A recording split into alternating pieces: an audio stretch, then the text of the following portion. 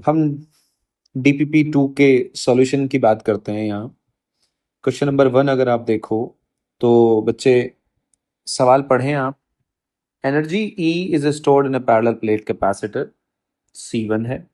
N identical uncharged capacitor C2 is connected to it, kept in contact with it for a while and then disconnected। यानी कि आपने ultimately आपको given है कि एक capacitor है C1, ठीक है, वो आपने कुछ V पोटेंशियल से चार्ज किया, उसके अंदर एनर्जी स्टोर्ड हुई E यानी कि half into C into V square, because C1 equals to C2 is equals to C मैंने मान लिया क्योंकि आइडेंटिकल दे रखा है ना, आइडेंटिकल अनचार्ज, कोई दिक्कत नहीं है। अब ये चार्ज किया आपने और ये किससे मिल आपने दूसरे से कनेक्ट कर दिया, तो मैं कॉमन पोटेंशियल निकाल लूँ। भाई कॉमन पोटेंशियल से पता चल जाएगा ना दोनों कैपेसिटर के अलोंग कितना है, टोटल चार्ज तो उतना ही रहने वाला है। सो CV टोटल चार्ज तो इतना ही रहेगा, divide by C plus C will be equals to V/2। तो अब दोनों आफ्टर कनेक्शन कितना पोटेंशियल आया दोनों के अक्रॉस, ये कॉमन पोटेंशियल आ जाएगा क्योंकि आपने क्या किया, आपने ऐसे किया है ना, इसको ऐसे आपने इसको लगा लिया, ये C1 है ये C2 है, तो यहाँ कॉमन पोटेंशियल आ गया। फिर कह रहा है एनर्जी स्टोर्ड इन C2 यानी कि E will be equals to E dash half into C2 into उसके अक्रॉस पोटेंशियल ड्रॉप V/2 आ गया। कॉमन पोटेंशियल तो ये आया ना कनेक्ट होने के बाद।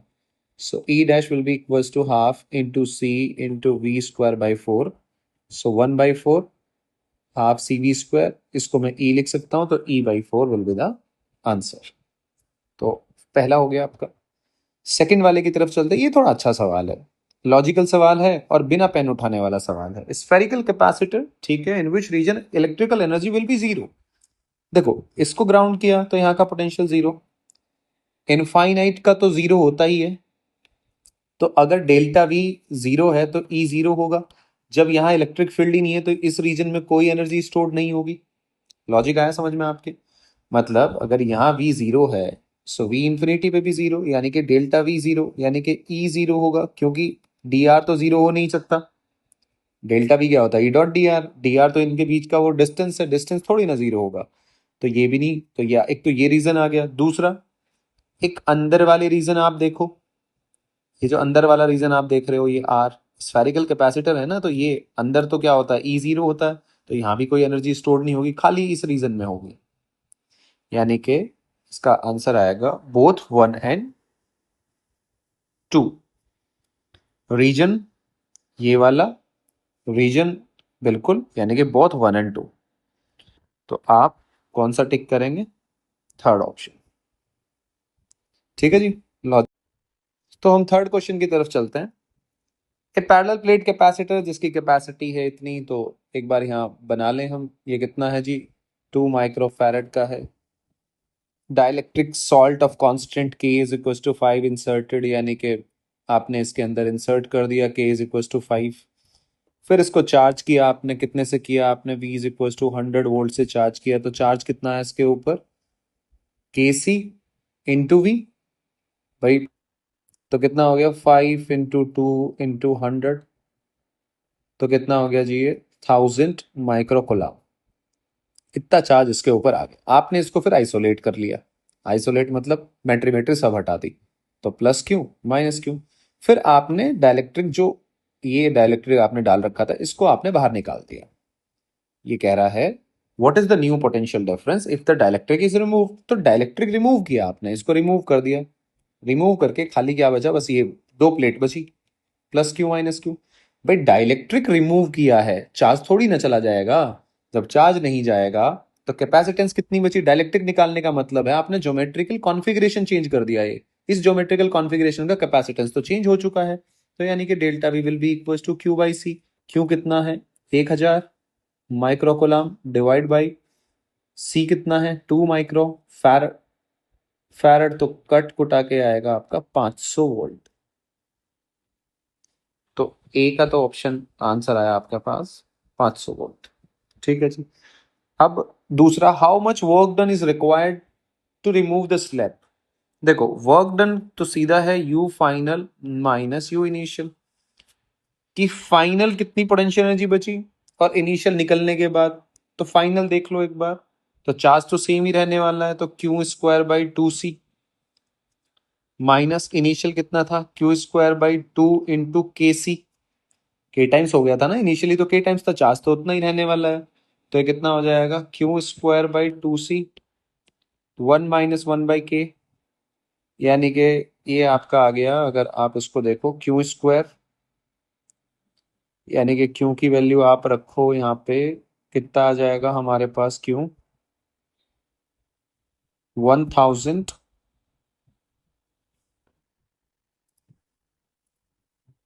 10⁻³ का स्क्वायर, और माइक्रो में है तो आंसर माइक्रो में ही आएगा, अब याद रखना हो, इंटू 2 इंटू सी बोले तो कितना रखा है जी, 2 इंटू 1 - 1/5, यानी कि 4/5। तो ये कितना हो गया, 10⁻6 डिवाइड बाई 4 इंटू 4/5, 4 से 4 गया है, तो ये कितना हो गया, 2 इंटू 10⁻5 इंटू ये क्यू का स्क्वायर होगा यहाँ पे, तो ये आ गया आपका इतने, आई थिंक माइक्रो जूल में आना चाहिए आंसर थर्ड का। देखते हैं कितना आता है, 0.2 जूल। हाँ, तो आप इसको अगर सॉल्व करेंगे तो कितना आ जाएगा ये आपका, माइक्रो से सॉल्व कर लेंगे तो कितना आएगा, 2 इंटू 10⁻5 इंटू 10⁻⁻6, तो 0.2 जूल। तो ये आंसर आ गया आपका। ठीक है जी, नेक्स्ट क्वेश्चन की तरफ चलते हैं। नेक्स्ट क्वेश्चन आपका गिवन है, ये कहाँ से, आरसी सर्किट से। आरसी सर्किट सिलेबस का हिस्सा नहीं है, लेकिन इसके सवाल आपको जनरली पेपरों में देखने को मिलेंगे, तो ये कोई बड़ी बात नहीं है, छोटी सी बात है। स्टेडी स्टेट में पूछा गया है आपसे, तो स्टेडी स्टेट में सीधी सी बात है, ये ब्लॉक कर देगा। तो अगर आपको यहाँ कैपेसिटर पे कितना चार्ज पोटेंशियल ड्रॉप आएगा, या तो आपको अल्टीमेटली ये ए और बी 2 पॉइंट मार्क कर लो इसके दोनों तरफ, यानी कि आपको वी ए भी बताना है, यही तो है। अब वी ए भी बताना है, तो इसमें तो करंट जाएगा नहीं, तो करंट कैसे फ्लो होगा, देखो ऐसे फ्लो होगा, ऐसे ऐसे ऐसे घूम के आएगा। ठीक है, तो एक बार निकालो कितना करंट जाएगा। अगर मैं यहाँ से करंट निकालूं तो करंट कैसे होगा, I will be equals to, देखो माइनस से प्लस, बैटरी को जोड़ते हैं ना, प्लस से माइनस, माइनस सीरीज में है, बैटरी जुड़ गई, तो कितना हो गया, V/3R, आर इक्वलेंट तो 2R, R 3R। अब मुझे क्या निकालना है, देखो मुझे निकालना है बी से और ए तक जाना है मुझे।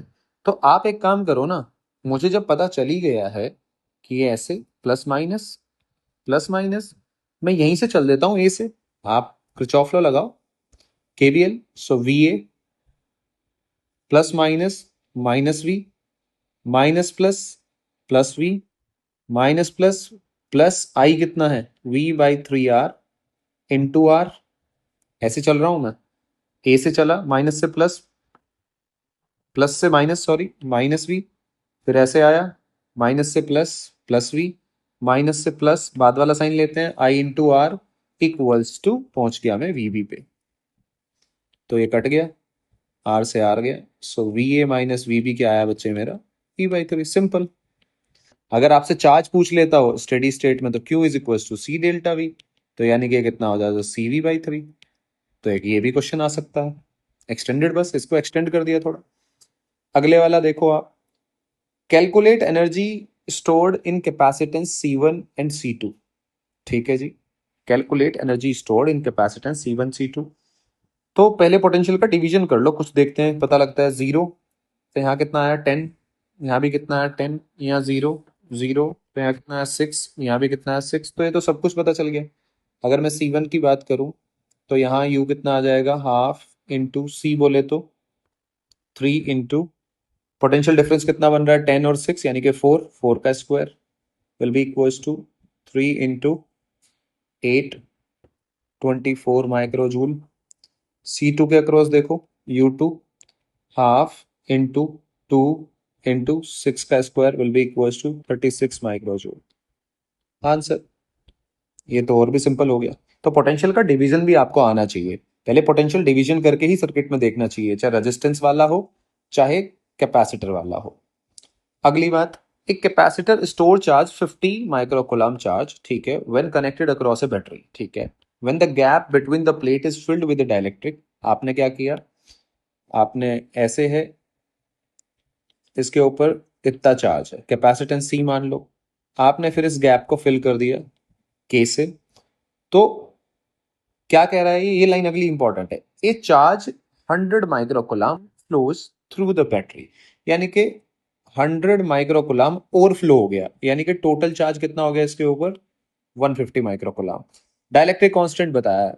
तो अब आप मुझे एक बात बताओ, अगर मैं पहले क्यू यहाँ इक्वेशन लिखूं, क्यू इज इक्वल टू क्या आएगा, सी वी, बैटरी तो सेम ही है ना, यहाँ क्यू डैश कितना आ जाएगा, सी डैश वी, दोनों को डिवाइड करो, यानी कि 50/150 will be equals to C by C dash, और सी डैश तो के सी के बराबर होगा, यानी कि ये कितना आ गया 3, यानी कि K will be equals to 3। Answer. भाई बैटरी थोड़ी ना बदली है, बैटरी तो वही है ना, सेम टू सेम। तो इस तरीके से हम नेक्स्ट क्वेश्चन की तरफ चलते हैं, सेवंथ का सॉल्यूशन देखते हैं। क्वेश्चन नंबर 7 के सॉल्यूशन की तरफ चलते हैं। तो 7 का सॉल्यूशन आप सवाल पढ़ें। एक कैपेसिटर ऑफ कैपेसिटेंस इतना है, तो ये दो कैपेसिटर दे रखे हैं आपको, ये 5 माइक्रोफैरड का है। एक कैपेसिटर इस सवाल में गया हुआ है आपको बच्चे 6 माइक्रोफैरड का। ये चार्ज है 24 वोल्ट से, ये चार्ज किया आपने 12 वोल्ट से। तो ए पोर्शन तो आई थिंक आप कर ही लेंगे, ए पोर्शन U1 आ जाएगा आपका। Find the energy stored in each capacitor, half C, यानी कि 5 × 10⁻⁶ इंटू वी का स्क्वायर, यानी कि 24 का स्क्वायर। सिमिलरली U2 आप निकाल लेंगे, 5 × 6 × 10⁻⁶ इंटू 12 का स्क्वायर, ठीक है। तो ये पोर्शन तो आपका हो गया, कैलकुलेशन आप कर लेंगे, आंसर आपका मैच हो जाएगा शीट से ही। बी की बात करते हैं, if the positive plate of capacitor is connected to the negative plate, यानी कि पॉजिटिव और नेगेटिव को कनेक्ट किया आपने कुछ ऐसे, मान लो ये 5 माइक्रोफैरड, इसकी पॉजिटिव इसके नेगेटिव से कनेक्ट की है 6 माइक्रोफैरड वाले को। पूछा है कि फाइंड द न्यू चार्जेस, तो कॉमन पोटेंशियल पता होना चाहिए। कॉमन पोटेंशियल के लिए यहाँ चार्ज कंजर्वेशन लगाऊंगा, तो टोटल चार्ज कितना बनेगा, 24 × 5, 120 माइक्रोकुलम, माइनस कितना हो जाएगा, 12 6 72 microcoulomb, divide by C1 + C2, formula आपको पता ही है। तो ये कितना आ गया आपके पास, ये आ जाएगा 48/11 वोल्ट। अब आप इजीली मेरे हिसाब से चार्ज निकाल सकते हैं, Q1 फाइनल कितना हो जाएगा CV, यानी कि 5 × 48/11, ठीक है जी, ये आपका बनेगा 21.18 माइक्रोकुलम। जब आप सिमिलरली Q2 निकालोगे तो 6 × 48/11, ये आपका करीब करीब बनेगा 26.2 माइक्रोकुलम, ठीक है, बस इतना सही था। अब सी पार्ट देख लो। सी पार्ट की जब मैं बात करूंगा तो मुझे पता है delta H will be equals to half C1 C2 upon C1 + C2 into V1 - V2, लेकिन अगर ऑपोजिट प्लेट होती है तो V1 + V2 कर देते हैं इसका स्क्वायर, यानी कि आंसर कितना आना चाहिए, हाफ इंटू C1 C2 बोले तो 30/11 इंटू 10⁻⁻6, और V1 + V2 बोले तो 36 का स्क्वायर। जब आप यहाँ से सॉल्व करोगे तो आपका आंसर आएगा निकल के 1.7। बाकी कैलकुलेशन है, मतलब कहने का मतलब ये तरीका आना चाहिए, ये वाला फॉर्मूला जो हम पता है हम वो अप्लाई करेंगे और सीधा हमारा आंसर आ जाएगा। क्वेश्चन नंबर 7 की तरफ चलते हैं। 7 नोट्स में भी करवाया हुआ सवाल है, पर हम 7 के सॉल्यूशन की तरफ देखते हैं। तो 7 का सॉल्यूशन क्या है कि आपने ये दो कैपेसिटर है इनिशियली, फिर आपने इसके अंदर डाइलेक्ट्रिक प्लेस कर दिया, प्लेस करने के बाद बैटरी को रिमेन्स कनेक्टेड रखा, the energy stored in capacitor A का बताना है। तो ए के अक्रॉस पहले इनिशियल पोटेंशियल डिफरेंस कितना है, V/2, और आइडेंटिकल है तो V/2 ही यहाँ होगा। आफ्टर डाइलेक्ट्रिक प्लेस का क्या कहानी बनी, आफ्टर डाइलेक्ट्रिक आपने रखा तो ये तो ए ही रहा, तो इसकी कैपेसिटेंस सी थी, लेकिन इसकी कैपेसिटेंस आपने के सी कर दी बी की, ऐसे ही किया, बाकी सब सिस्टम आपने ऐसे ही सेम रखा 20 से। तो मुझे इसके अक्रॉस अगर मैं पोटेंशियल का ड्रॉप निकाल लूँ तो मेरा काम हो जाए। पोटेंशियल का ड्रॉप कैसे निकालूंगा, इनवर्स रेशियो से निकालूंगा। कैसे, ये आ जाएगा KC upon KC + 1, KC + C, sorry, into V, तो ये आ जाएगा K upon K plus one into V. तो वी ए को अगर मैं थोड़ा सा इसको सॉल्व करूं तो V upon one plus one by K लिख सकता हूँ, and this one plus one by K will be less than two. Obvious सी बात है, आना ही आना है भाई। One by two, one by के कुछ भी होगा, दो चार पांच, तो वन पॉइंट समथिंग रहेगा ना, टू से तो कम ही रहेगा। और अगर आप टू से कम से डिवाइड करोगे तो वैल्यू वी ए की क्या होगी, V A dash, V A dash will be greater than V A. भाई वन बाई टू और one by one point five, तो ऑब्वियस सी बात है ये वैल्यू ज्यादा ही आनी है ना। तो इसलिए जब ये आप डिवाइड करोगे इससे, तो मुझे पता है दो से कम है, तो ऑब्वियस सी बात है वैल्यू वी बाई टू से ज्यादा ही आनी है। तो इसका मतलब क्या हो गया, इंक्रीज हो गया। तो मैं जानता हूं कि u is equal to half C V square. तो c तो बदला नहीं, c तो वो का वही है, तो v क्या हो गया, इंक्रीज हो गया, पोटेंशियल इंक्रीज हो गया ना वी ए डैश, तो इसका मतलब इंक्रीज। तो ऑप्शन सेकंड। अगले सवाल की तरफ चलते हैं। ये देखो, पैरेलल प्लेट कैपेसिटर है, और जब एयर वेयर कुछ नहीं है तो इतना इसने डिवाइड कर दिया। अब हमें पता ही है कि एरिया से डिवाइड है तो हार्मोनिक मीन, अर्थमेटिक मीन ले लो।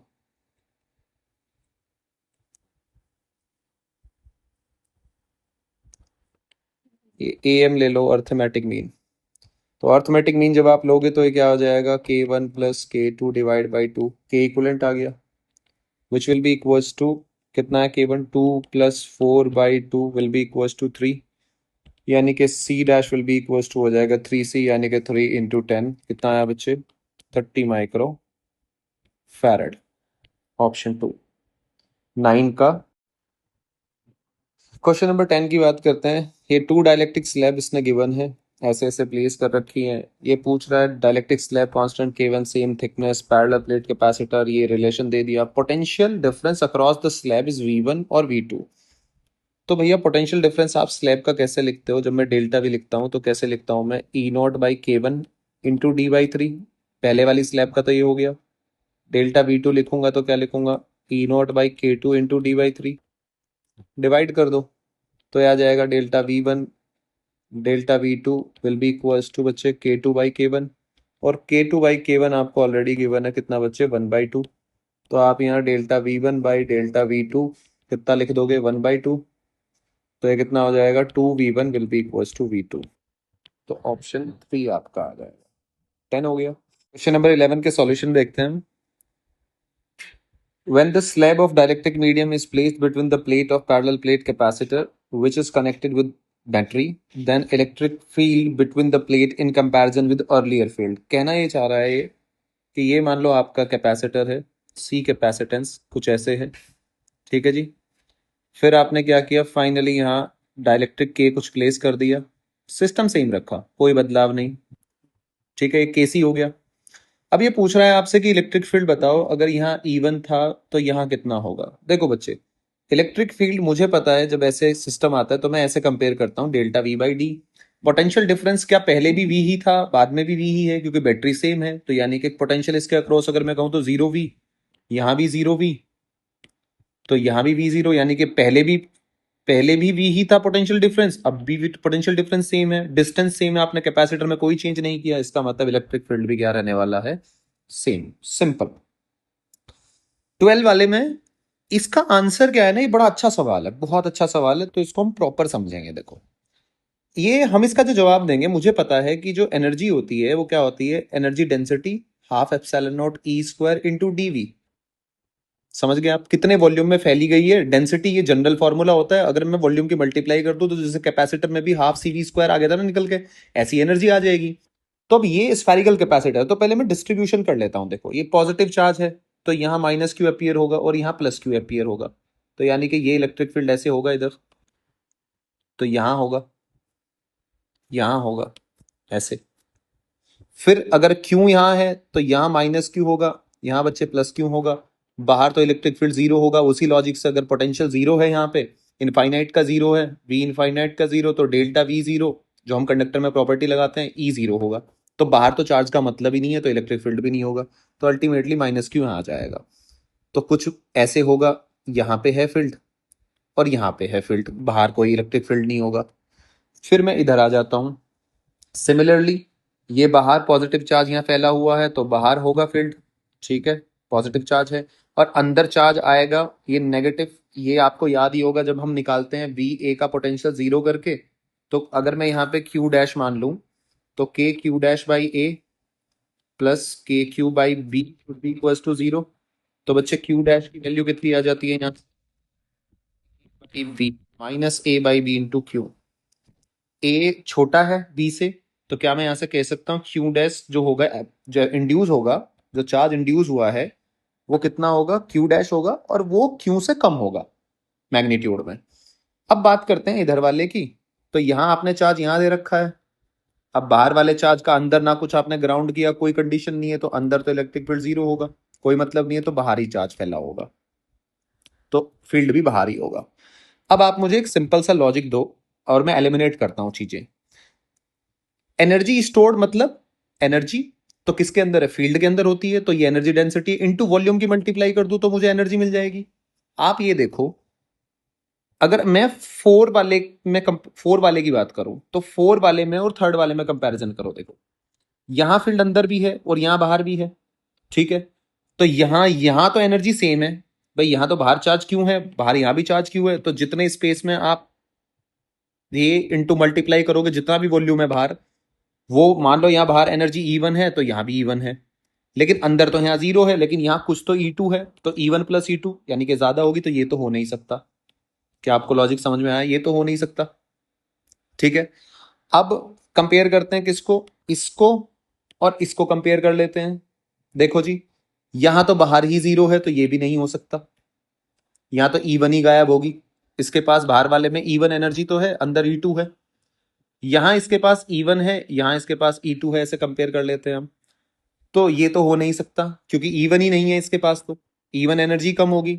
तो या तो 1 के पास हो सकती है मैक्सिमम एनर्जी, या 2 के पास, क्योंकि यहाँ दोनों रीजन में एनर्जी है, इस वाले में भी और इस वाले में भी, इस वाले में भी और इस वाले में भी। आप देखो यहां E1 जो इसके पास है, अगर मैं इसके E1 की बात करूं, इस वाले E1, ये E1 किसकी वजह से, क्यू चार्ज की वजह से, क्योंकि अंदर वाले का तो बाहर मतलब नहीं होता। यहां भी किसकी वजह से, बाहर वाले चार्ज की वजह से, क्यू क्यू की वजह से, तो एक तो कैंसिल आउट हो गया, तो E1 तो दोनों में बराबर है, यानी कि ये बाहर वाले स्पेस में दोनों, जो दोनों अरेंजमेंट है दोनों में सेम एनर्जी है।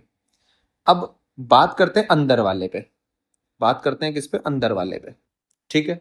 अब अंदर वाले पे कैसे बात करोगे आप यहां ध्यान से देखो, यहाँ क्यू चार्ज की वजह से एनर्जी स्टोर्ड है, यहाँ क्यू डैश की वजह से स्टोर्ड है। कौन सा चार्ज ज्यादा है, क्यू डैश ज्यादा है, तो उसकी वजह से फील्ड भी ज्यादा होगा। तो इसका मतलब E2, जो ये वाला E2 है, ये वाला E2 जो है विल बी ग्रेटर देन, अगर मैं इसको E2 डैश बोल देता हूं तो, ठीक है। तो इसका मतलब 1 will be the correct option. I hope कि आपके ये समझ में आ रहा होगा। और इसका दूसरा तरीका भी क्या है, अगर आप इसको सोच सकते हो तो, वैसे तो यही है, कैपेसिटेंस की टर्म में भी आप इसको सोच सकते हो इस सवाल को। कैपेसिटेंस की टर्म में अलग अलग कैपेसिटर, जैसे ये C1 C2 दो कैपेसिटर ऐसे बना के, पर बेस्ट वे यही एक, ये बेस्ट वे होता है सोचने का, ताकि आपको आपको हमने सिखाया है कि आप जानते हैं कि जो कैपेसिटर के अंदर एनर्जी स्टोर्ड होती है in terms of electric field ही तो होती है, तो हमने इलेक्ट्रिक फील्ड की टर्म में जनरल बात कर ली और अपना आंसर निकाल लिया। क्वेश्चन नंबर 13 की तरफ चलते हैं। 13 को देखो आप, यहां आपसे पूछा गया है कि just after closing the switch, just after closing the switch जो कैपेसिटर होता है ना, देखो वो as a short circuit behave करता है। कैसा, शॉर्ट सर्किट। और आफ्टर लॉन्ग टाइम वो ओपन सर्किट की तरह बिहेव करता है। तो यहाँ शॉर्ट सर्किट यानी कि इसको एक वायर से ऐसे मान लो कि वायर वायर है, कनेक्ट कर दो आप, ठीक है।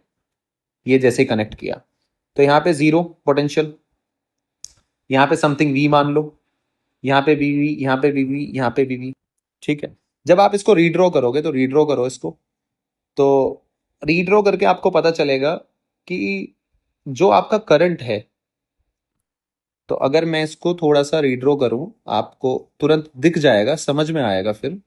ये बच्चे 10 वोल्ट, ये 1 ओम, ठीक है।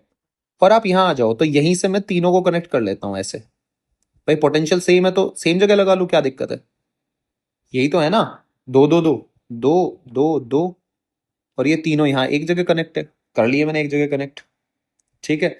और फिर इस वाले को मैंने ऐसे कनेक्ट कर दिया, तो कुछ ऐसा डायग्राम है।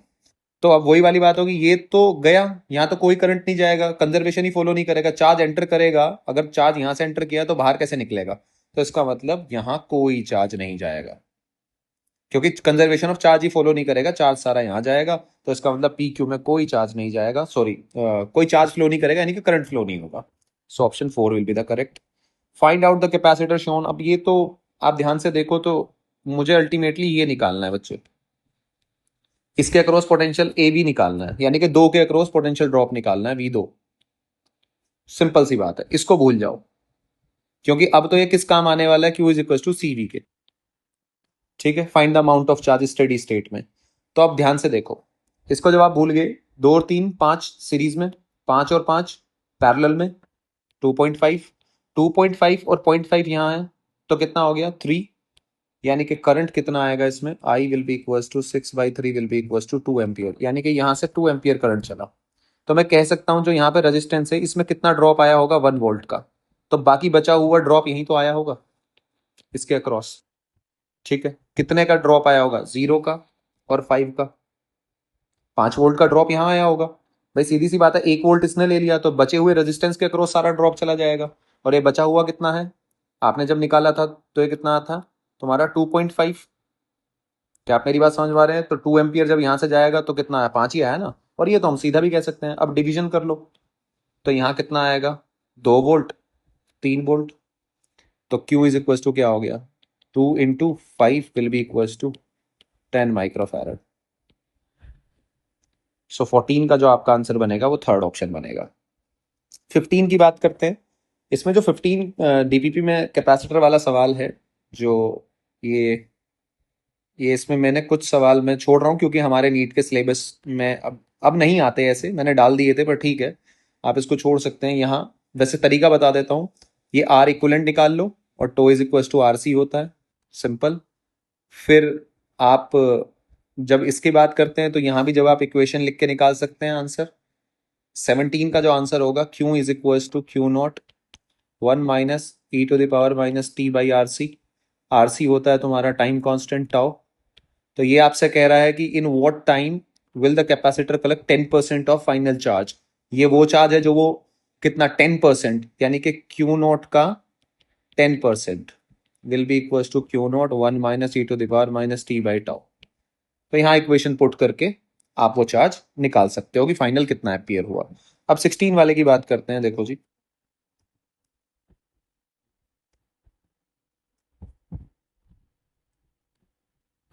सिक्सटीन वाले में क्या है, आप ध्यान से देखो। ये कह रहा है कि just after the switch is close, just after the switch close, तो ये तुम्हारा कैसे बिहेव करेगा, शॉर्ट सर्किट, ये भी शॉर्ट सर्किट।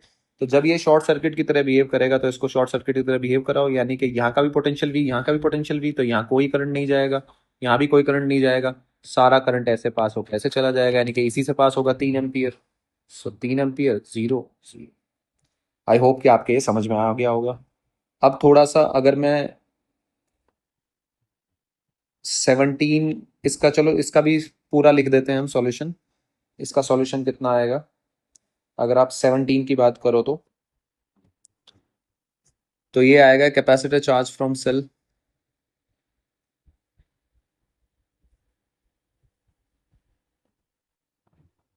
तो Q0 से Q0 कट कर दो, ये कट कर दो, 1/10 will be equal to 1 minus t/टाउ। इसको इधर ले जाओ तो ये कितना हो जाएगा, 9/10 is equal to e⁻t/टाउ।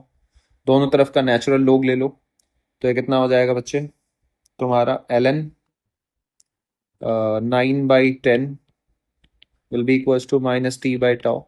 So t will be equals to tau ln और 9/10⁻⁻1। तो इसको उल्टा ऑपोजिट कर लेंगे, टाउ ln 10/9।